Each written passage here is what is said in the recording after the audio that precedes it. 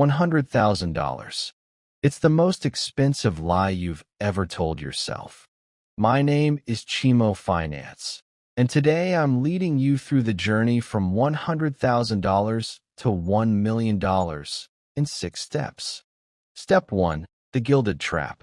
You're 32 years old, sitting in a dimly lit corner of a blue-tiled kitchen in Chicago. It's 11:42 p.m. On your scratched MacBook Air, the spreadsheet finally balances.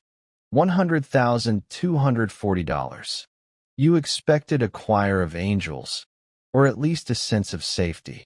Instead, you feel a cold, hollow vibration in your chest. This is the first plateau. You've worked 6 years of 80-hour weeks, skipped 3 weddings, and survived on cold espresso and $9 Chipotle bowls to get here. You think you've arrived, but Marcus, your old college roommate who just cleared for $1 million on a SaaS exit, reminds you of the truth over a lukewarm beer.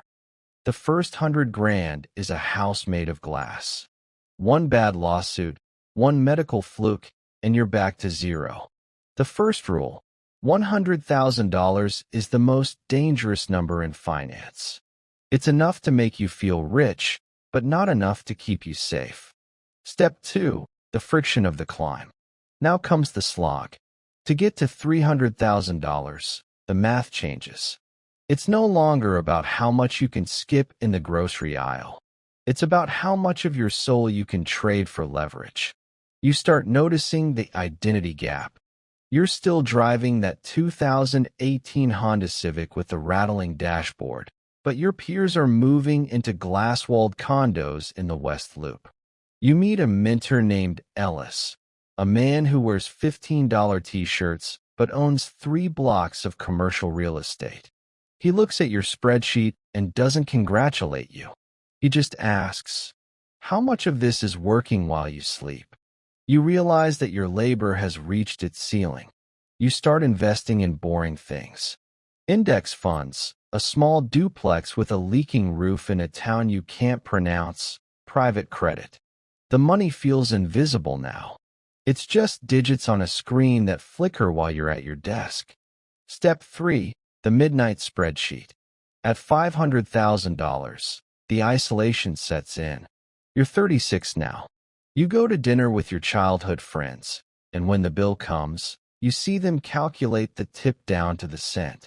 You want to cover it, but you realize that doing so would change the chemistry of the room forever. You stay silent.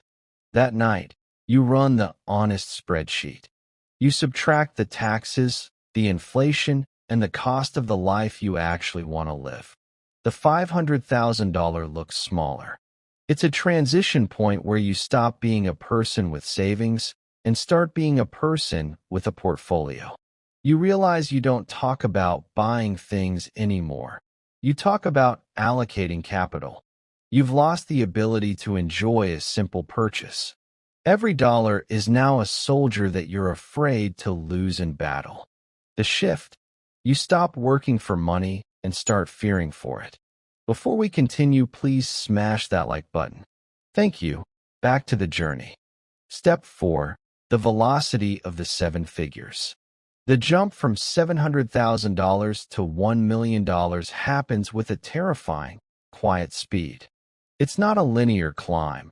It's a snowball hitting a cliff. You wake up on a Tuesday in June, and your portfolio moved $12,000 because of a market swing.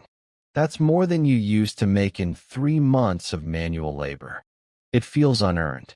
It feels fake. You call Priya, your accountant, and she confirms the number: $1,004,200. You are 40 years old. You expected to feel like a titan. Instead, you look at your reflection in the darkened window of your office and realize you've become a stranger to the person who started this journey with a $10,000 win. Step 5. The cold reality of the finish line. You've reached the million. You go to a high-end steakhouse alone to celebrate. You order a $140 ribeye and a glass of vintage Bordeaux. As you sit there, surrounded by the hum of other people's conversations, the truth hits you like an ice bath. The money didn't fix the anxiety, it just gave it a larger playground. You aren't worried about rent anymore, but you're worried about the systemic collapse of the euro or the vacancy rate of your latest acquisition. You realize that generational wealth isn't a destination, it's a permanent state of maintenance.